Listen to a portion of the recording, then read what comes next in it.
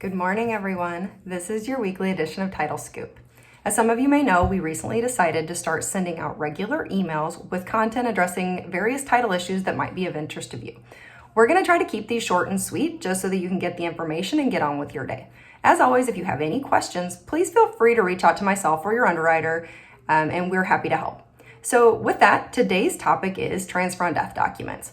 Now, depending on your state, these documents might be called something different. They all have different names, just depending again on your state, but they generally function pretty similarly. So maybe your document's called a transfer on death deed, a transfer on death designation affidavit, even a ladybird deed is a form of a transfer on death document. Now, why do we have these documents? For the most part, the reason we have these is it allows owners of property to transfer their property without the need for probate. So it allows someone to file this document, designate beneficiaries, and then when they die, their property automatically transfers. Now, it's important to note that the beneficiaries own nothing until the grantor dies. That document's really just out there for notice so that everybody knows it's there and what's going to happen if the grantor should die. Now, what are some title issues that you might run into with these documents? One of the biggest ones I think is that they do need to be recorded before death. Something we see sometimes is someone comes into the title company and they're like, hey, my dad died.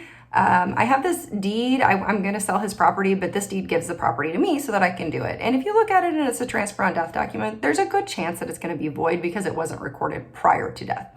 Now, a couple other issues that come up is the tenancy of the owner. So if it's a husband and wife and they hold as tenants by entirety, generally speaking, both spouses are going to have to sign. And if they don't, there's a chance that that document is void. So you'll just want to know in your state whether that actually has that effect. And if you're not sure, again, just reach out to your underwriter.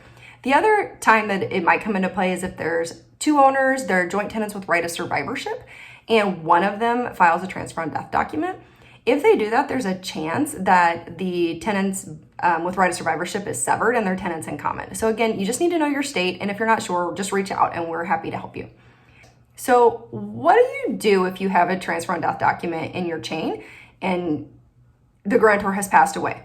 Depending on your state, you probably are going to need to file something of record. It might be an affidavit, it might be a state form. It just really depends. Maybe it's a death certificate. It depends on your state. But again, it's something that proves death and then says that, hey, this transfer on death document is now in effect. It also gives the county notice that this needs to go into effect and then the property needs transferred. So again, if you're not sure what your documents are in your state to make this happen, just reach out and we're happy to help you get those right documents. Now, can transfer on death documents be revoked? And the answer is yes. It happens all the time. Most of the time, the scenario is that someone files one and then they decide to sell the property. And when they do that, basically the conveyance is what's going to revoke that transfer on death document. Now, the other situation is if they're selling and you see it and you're not sure, that's a question we get a lot, like, what should I do? I usually say, as a matter of best practice, put that as an exception, but put a note that this document will be removed once title has been conveyed. That way everybody knows. And also if anything happens in the interim, you know that you need to deal with the document. Now, what if the beneficiaries predecease the grantor? It really depends on the language of your document and your state. So there's a chance if the beneficiary dies before that it might go back to the estate. There might be a substitute beneficiary. So again, you're gonna have to look at the language and see what happens. The other thing to note is the tenancy. Maybe there's two beneficiaries and they're joint tenants with right of survivorship. Maybe they're tenants in common. That could also dictate what happens and who owns the property if they predecease the grantor.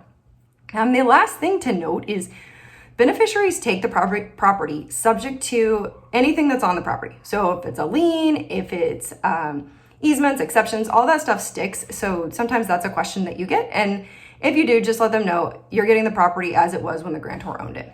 So that's it. I hope you enjoyed the video. Let us know if there's any topics that you'd like us to discuss. Thanks for watching, and we'll see you soon.